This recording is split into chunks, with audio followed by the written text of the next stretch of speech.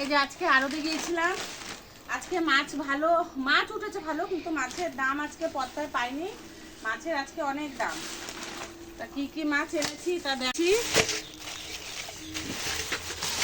এই যে এই কুচো চিংড়ির বড়া আমার ছেলেরা খেতে খুব ভালোবাসে। এই যে কুচো চিংড়ি, আমি তো অনেক ভিডিওতে দেখেছি। এই যে কুচো চিংড়ির বড়া, বাবা এই কুচো চিংড়িগুলো নিয়ে আসলাম। এগুলোর বড়া খেতে কিন্তু খুব দারুণ লাগে, ভালো লাগে। এই যে কুচো চিংড়িগুলো নিয়ে এসেছি, একদম ফ্রেশ।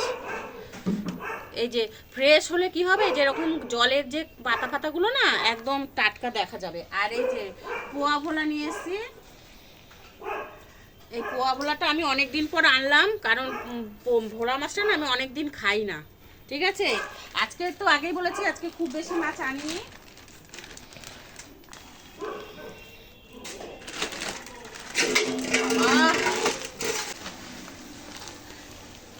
বাবা বাবা একটা জায়গা নিয়ে তো রান্নাঘর থেকে। এই মাছটা নিয়ে এসছি, জ্যান্ত রুই মাছ ছিল, তাই জ্যান্ত রুই মাছ নিয়ে এসছি।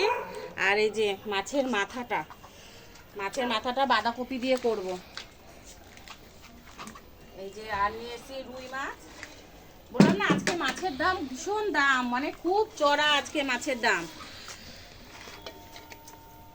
আর এনেছি আজকে চিংড়ি এনেছি। রুই মাছটা একদম জ্যান্ত ছিল।